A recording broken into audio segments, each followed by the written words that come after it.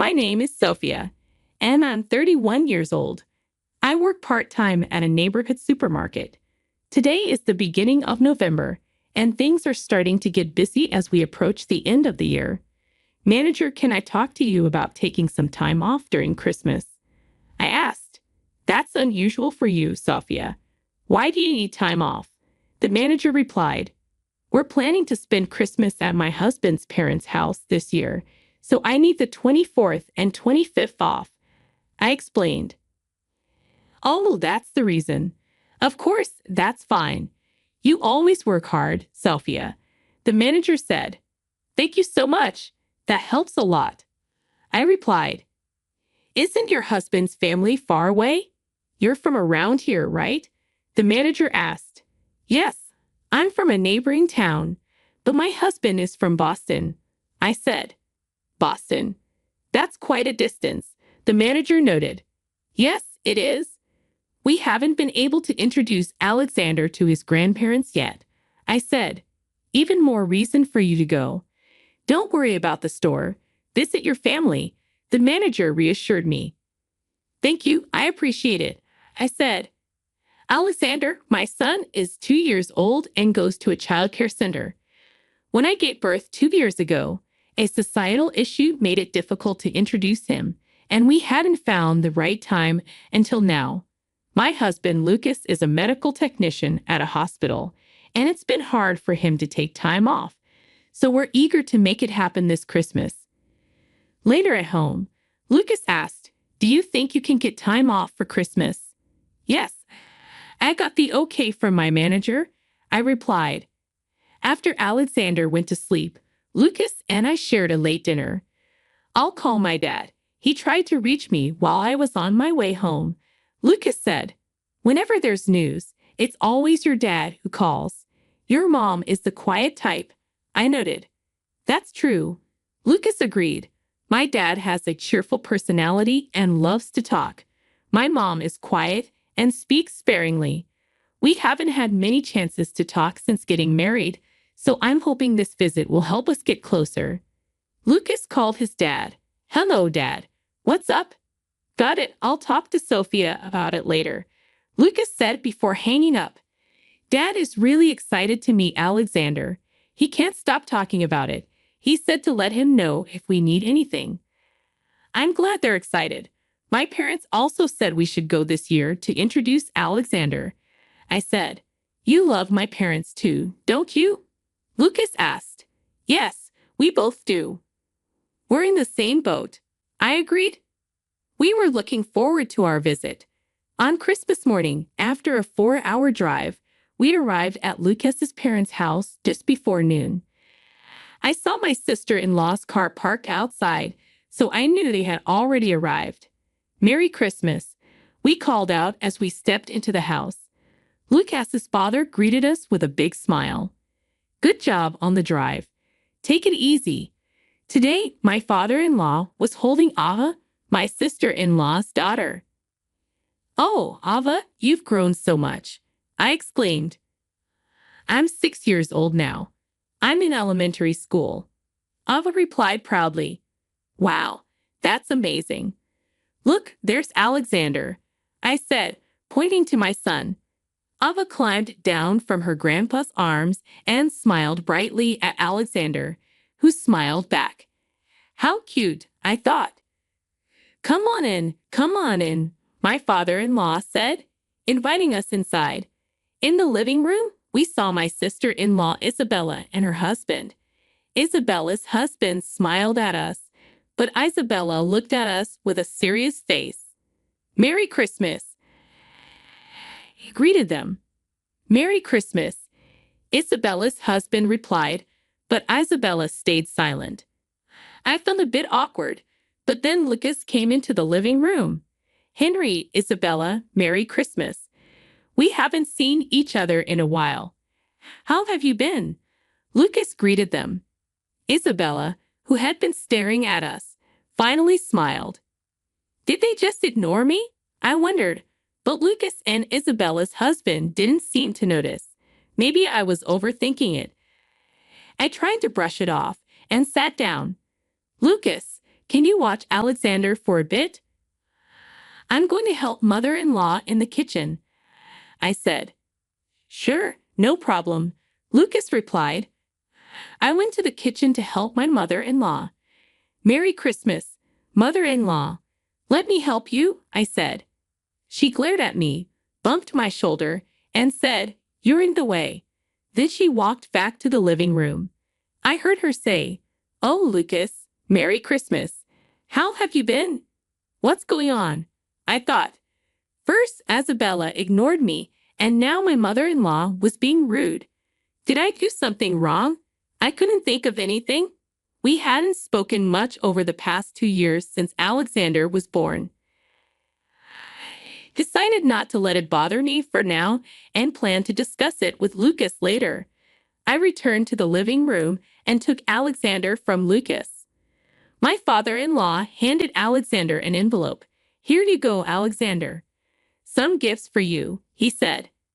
Alexander looked happy with the envelope. Sophia, did you hear that? Alexander just said thank you to me. What a smart kid, my father-in-law beamed. But I noticed my mother-in-law and Isabella grinning. It didn't seem like a friendly smile. It felt sarcastic. I tried to convince myself it was just my imagination. Time passed, and in the evening, we headed home. The next day, we visited my parents. Alexander was all smiles when he saw his grandparents. Merry Christmas.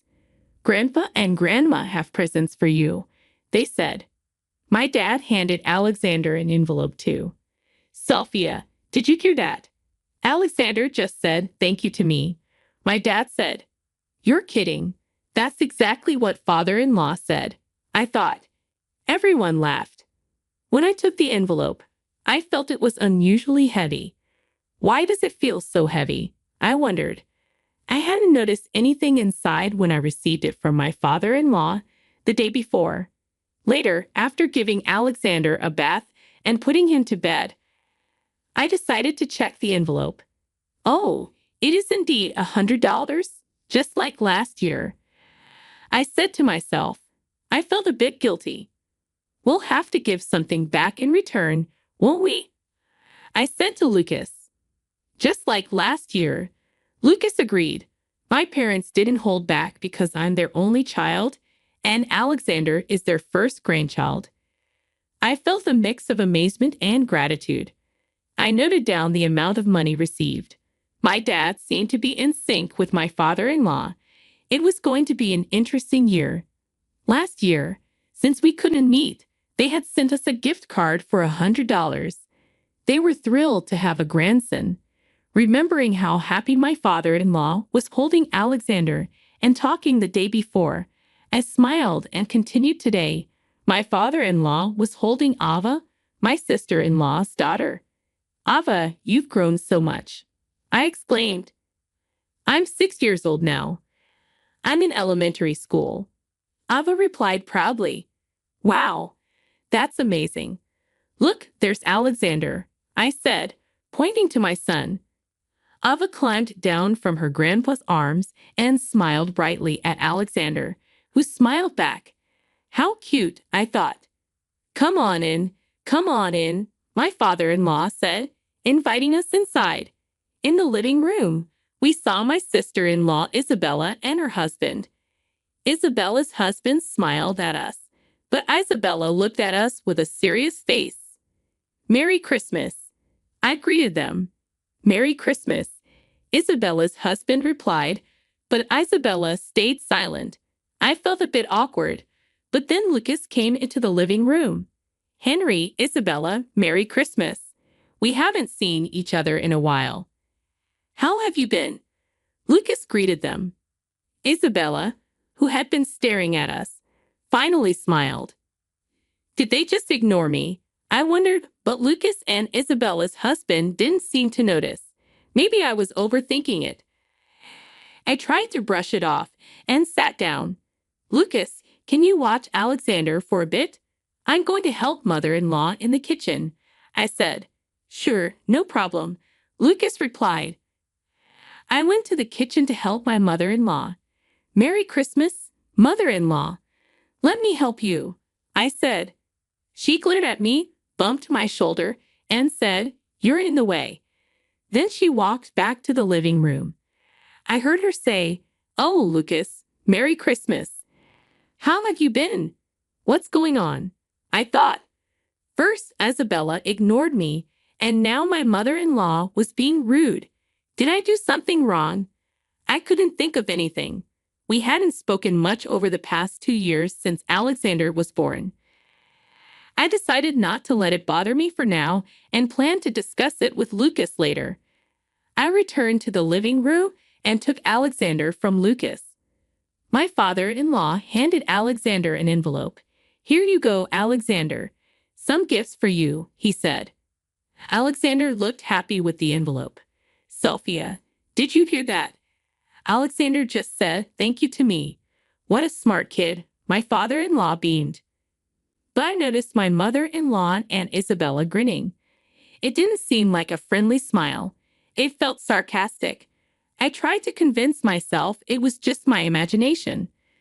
Later, when we got home, I opened the envelope. Wait, what? I said, shocked. There was a single green leaf inside. I was at a loss for words. Lucas, startled by my reaction, exclaimed, What? A leaf? What on earth is this? He started laughing, thinking it was a prank. Let's call them. They might be concerned too, I suggested. Lucas, still chuckling, tried calling my father-in-law, but got no answer. They might be in the shower. Let me try calling Mom, he said. He called his mother, who answered. After a brief conversation, Lucas said, Mom sounds really apologetic. She wants to talk to you, Sophia. Is that okay? Sure, I replied, taking the phone reluctantly. As soon as I picked up the call, my mother-in-law went silent. Then I heard a faint laugh in the background that sounded like Isabella. Hello, mother-in-law. Like I would ever apologize to you, you poverty-stricken wife. Your children are as poor as a leaf. Siga, paper wife, she sneered and hung up. I was stunned. All the events of yesterday suddenly made sense. What was I going to do? Sophia, what's wrong? Lucas asked, noticing my distress. I don't know how to explain it. I stammered. Just then, Lucas' phone rang. It was his father. Maybe he's calling back. Lucas said, putting the phone on speaker. Dad, did you call by mistake? No, it's Ava. A child's voice replied. Grandpa's in the shower. I wanted to talk. Ava, we're in the middle of something important, Lucas said. Oh, really?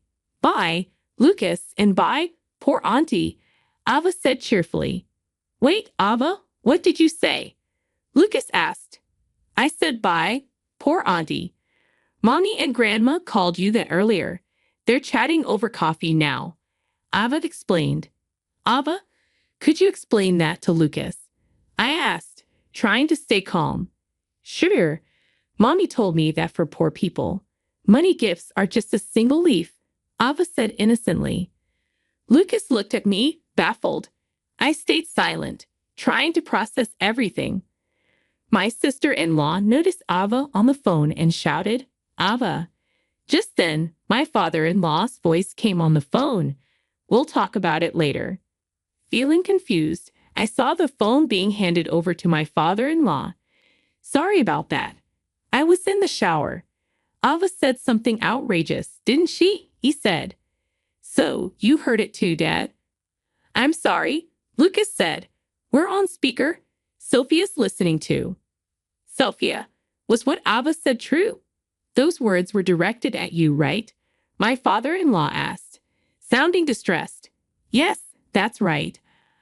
I confirmed. I'm truly sorry. Please don't blame Ava. She didn't mean any harm. My father-in-law apologized. No, it's all right. Ava's not at fault, I said, trying to sound calm. My father-in-law sighed deeply. I am really sorry. Please don't hold this against Ava. Thank you.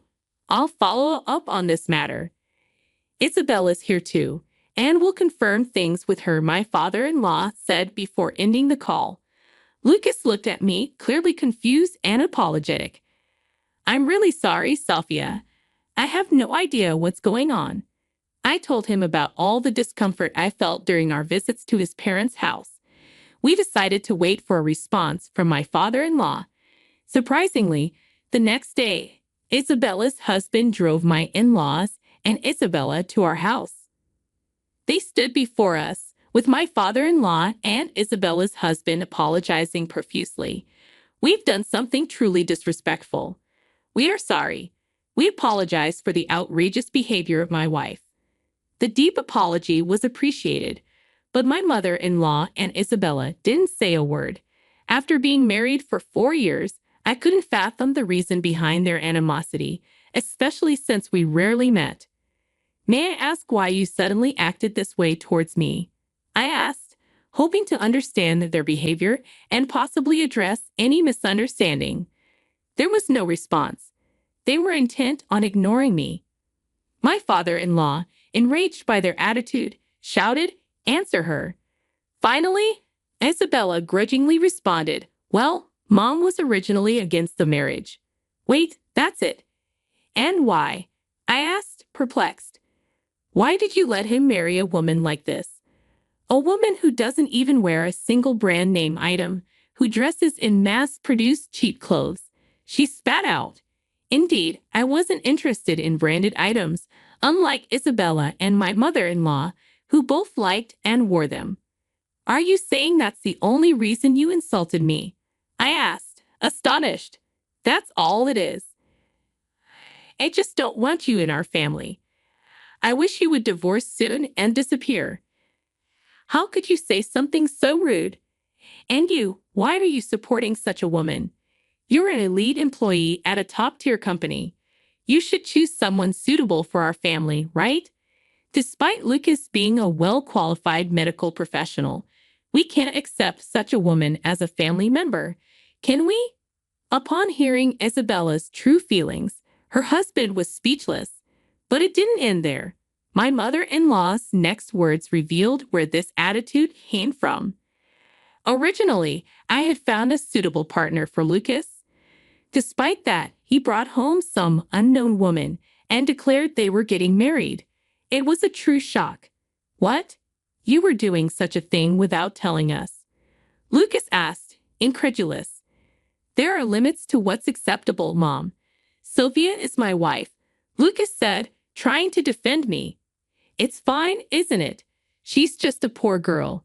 Her parents didn't seem very impressive either, quite impoverished, don't you think? She wasn't wearing a single branded item.